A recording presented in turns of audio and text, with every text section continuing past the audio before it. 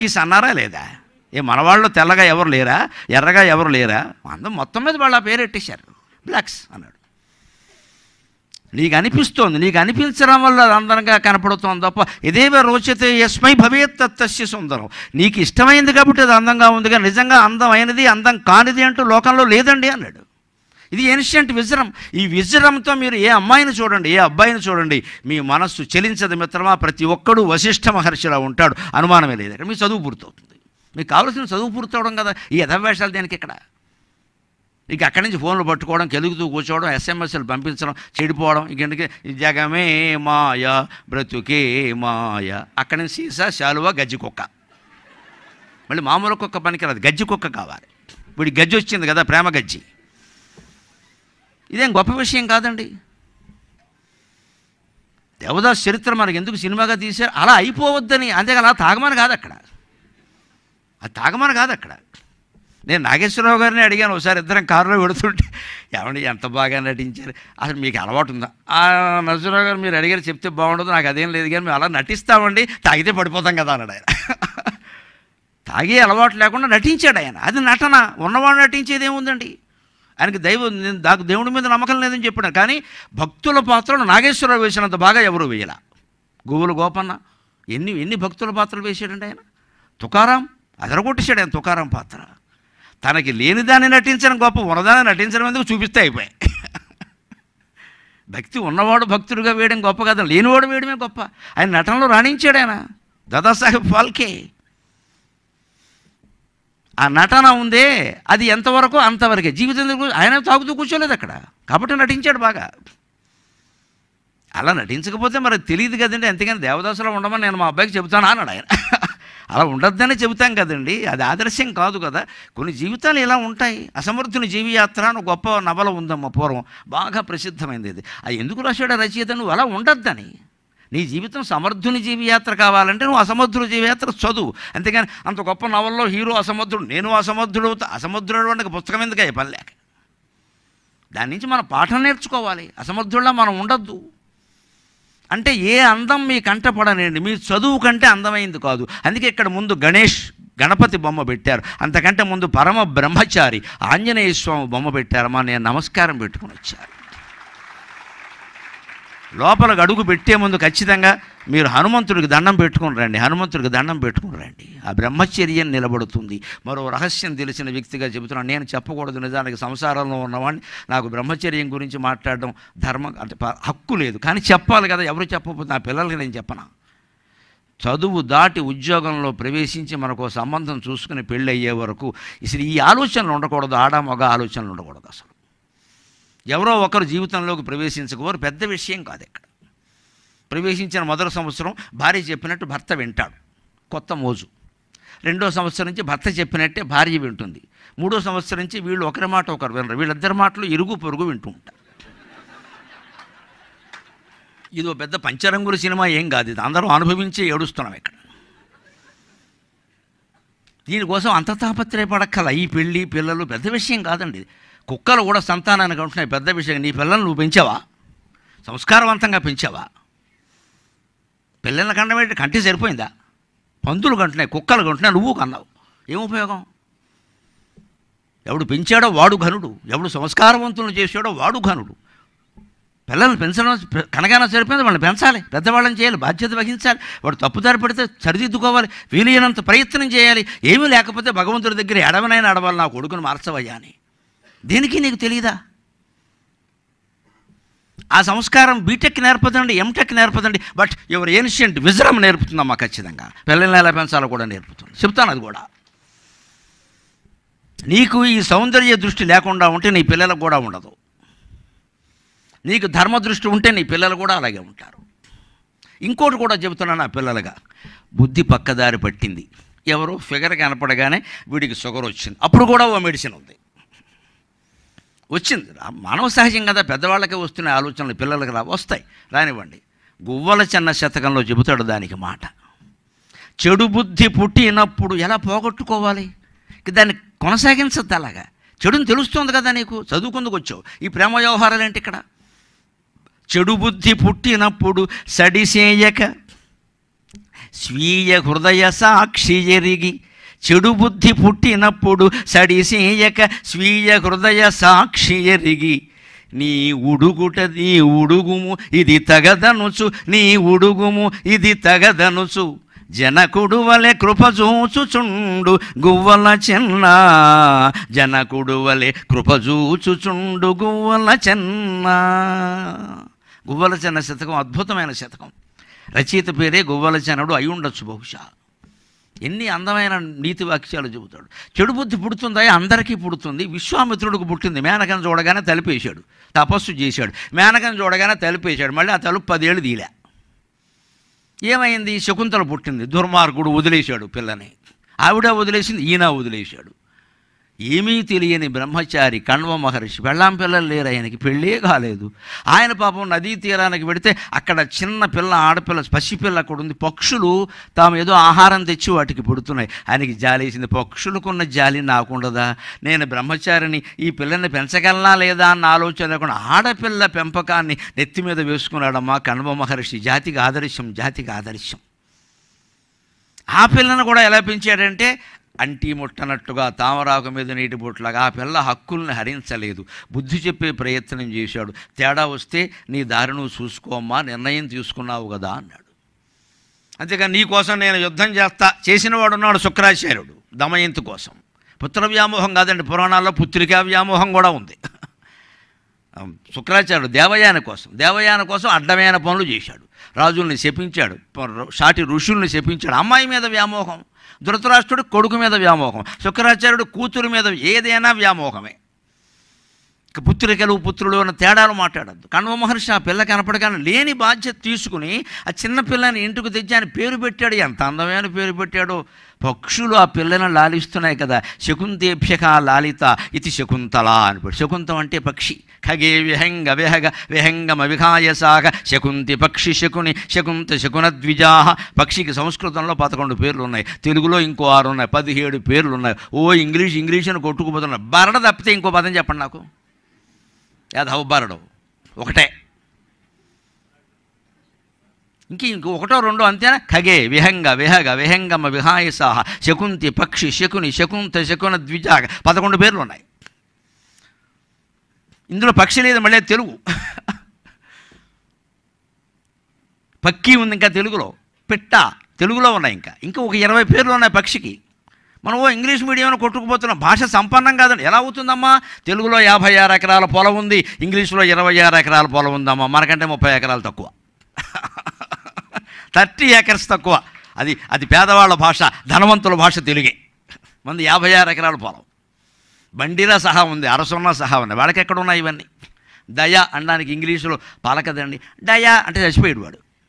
డయా దా లేదు వాడికి, దయ లేదు కదా ఇంగ్లీషు వాడికి. అంతే పదం కూడా లేదు, దకారం లేదు. ఖ ఛ ఠ థ ఫ ఘ ఝ ఢ ధ భ చూపించండి ఇంగ్లీషులో. ఏమి లేదు, డబ్బాలో రాళ్ళేసి గులకరాళ్ళు ఆడించినట్టే. అందుకే ఇప్పుడు ఇంగ్లీష్ మీడియం చదువుకోవడం వల్ల ఏమవుతుందంటే, భారతదేశం ప్రధానమంత్రి ధర్మం ఏంటి నీ తలకే? ధర్మం పలకదో. ఎందుకంటే 26 అక్షరాల్లో ఎక్కడా ఒత్తు లేదండి, ఒత్తిడి తప్ప.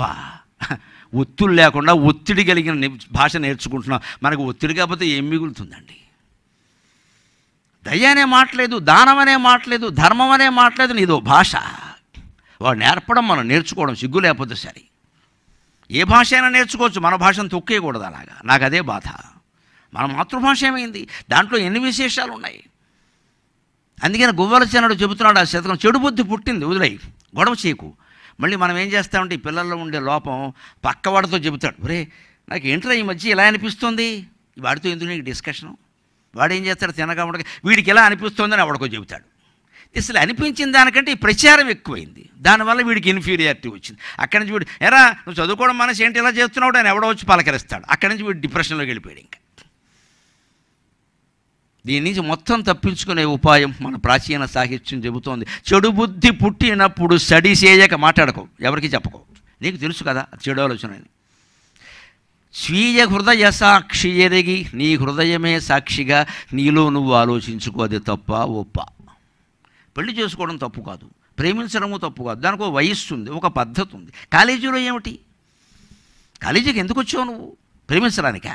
అయితే ప్రేమ కాలేజీ అని పెట్టుకోమని, ఇంజనీరింగ్ కాలేజీ ఎందుకు? విజ్ఞాన జ్యోతి అన్నారు, అజ్ఞాన జ్యోతి అని పెట్టలేదు కదా, అజ్ఞానం జ్యోతి కాదు కదా. నువ్వు ఎందుకు వచ్చావు? ఈ ఆలోచన మనిషికి రావాలంటే ఒంటరిగా ఉండాలి. ఇద్దరు ముగ్గురితో చర్చిస్తే క్యాంటీన్ చర్చల్లో తేలదండి ఇది. వాడు ఏమంటాడో తెలుసా, పక్కవాడు నువ్వు కాబట్టి ఊరుకున్నావురా, నేను అప్పుడే 4 మెసేజ్లు పంపా అంటాడు. వాడు సీనియర్ అంటే వీడిని రెచ్చగొట్టేస్తాడు. ఇప్పుడు వీడిదో నేను లోపం చేశాను అనుకుని పంపిస్తూ ఉంటాడు వీడు. సాధారణంగా చదువులో వెనకబడిన వాళ్ళే ఈ ఈ ఈ వ్యవహారాల్లో దిగుతారు. ఎందుకని? ఏదో దాంట్లో ముందుకు వెళ్ళకపోతే వీడికి తోసదు. ఇందులో హీరో అయిపోవాలి కదా.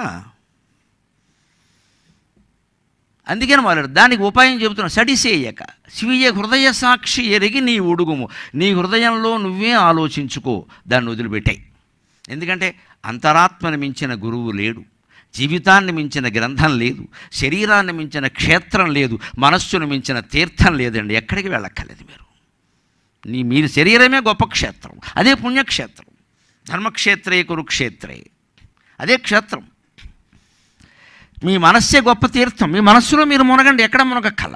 అంటే మనసులో వచ్చే ఆలోచనలు అవి మంచివా చెడ్డవా అందులో మునగండి, తెలిసిపోతుంది ఏది మంచిదో. మీకు తెలియదా? ఎవరో చెప్పడం ఏంటి?